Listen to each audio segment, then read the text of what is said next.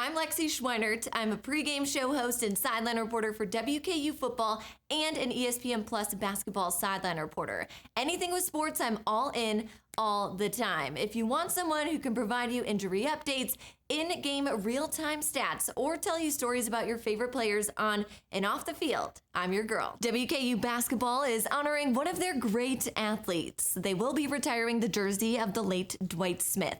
A 6'4" guard from Princeton, Kentucky, he was the top rebounding guard in the nation in both his sophomore and senior seasons. Coach, you're trailing by double digits in the first half. Turn it around in the second half, not only to tie it up, but win the game. Where did that momentum come from? Well, look, the first half, we shot 21%. You're not going to beat anybody shooting 21%. WKU football is known for their explosive pass-throwing offense, and this season the offense will continue to make headlines, but under new leadership.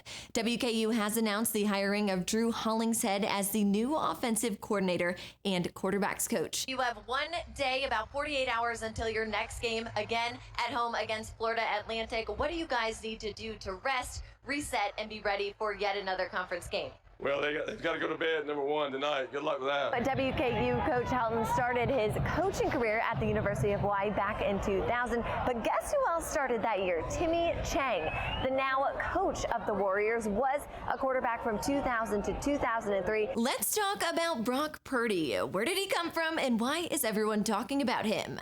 Purdy is making headlines this year after starting for the San Francisco 49ers in early December after Jimmy Garoppolo went out with an injury. He's led the team to 7 consecutive victories, something you don't see a rookie do very often. Now, a little bit of background on him. He was the quarterback for the Cyclones at Iowa State University before being selected by the 49ers with the final pick of the draft last year. You might have heard Mr. Irrelevant. His biggest test is this Saturday, though, when they take on the Cowboys in the divisional round. The winner will advance to the NFC Championship game. Big changes for the postseason this year. The NFL is debuting a new overtime rule for playoff games. This will ensure that both teams each get a possession if the game is tied after regulation play.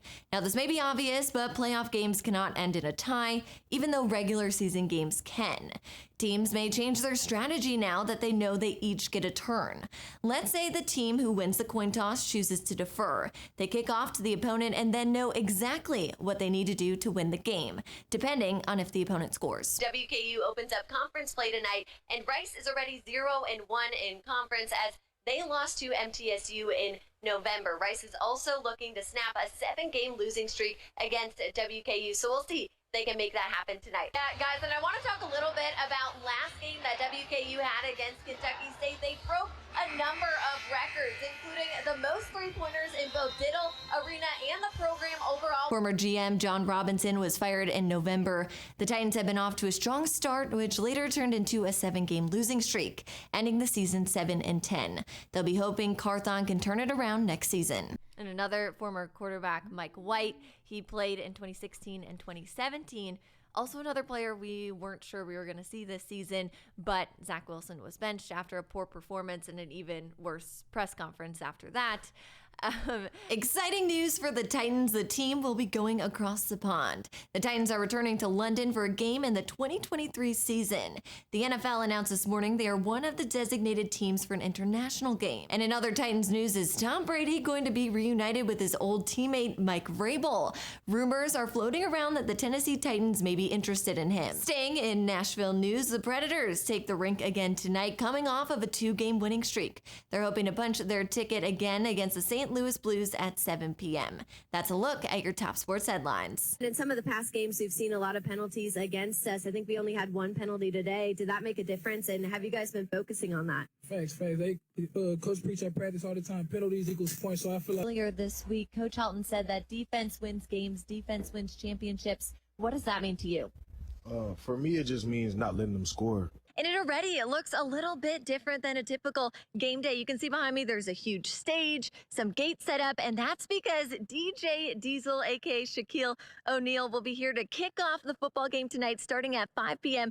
with a concert. We need a packed house tonight at Houchin Stadium because we have an important conference game against UAB, but we're going to have a little fun with Shaq first. Let's talk the underdog Jacksonville Jaguars at the Kansas City Chiefs. The Chiefs are a 9-point favorite in the latest odds touchdowns from Caesars Superbook. The over-under for total points scored is at 53. Now, I think the Chiefs can cover, with Patrick Mahomes passing for 331 yards and the Chiefs totaling nearly 500 yards of offense. They lead the NFL in scoring too, averaging 29.2 points per game. Going to a bowl game and having such a great time really sets you up for success the next year. I talked to some of the staff and they were saying that if the players have a great time and all the family comes, so if the coaches' wives have a great time, they're in their husband's ear, like, I love this bowl game, everyone's in a great mood, they get the win, and once that's over, they're kind of thinking, hey, I want to go do another bowl game next year. So they're more motivated to get that 6 games or 7 games won. How does that set up the next team for success? Well, winning begets winning. It really does. New defensive coordinator this year, Tyson Summers, has been nominated for the Broyles Award. How has the defense changed from last year under his leadership? I mean, it's a completely different defense. Member of the 2015 team that started 2-0, lost to Indiana, then went on to win the rest of the games 12-2 and won the Conference USA Championship. I got to ask, are you wearing the ring right now? I am. I saw it. I saw a little bit of blame. I We've talked a lot about that team because, we started the season 2-0, lost to Indiana, and now we're like, is history repeating itself? WKU has some momentum coming off a 2-game winning streak, hoping to keep that momentum going into their 2-game homestand. I wanted to give you an update on head coach Rick Stansbury. He is out again tonight. He's been out 8 consecutive games, all conference play. Bryce, you had 27 points tonight, 7 rebounds. How did you contribute to the 75-71 victory? I was just playing hard for my team, doing whatever they needed.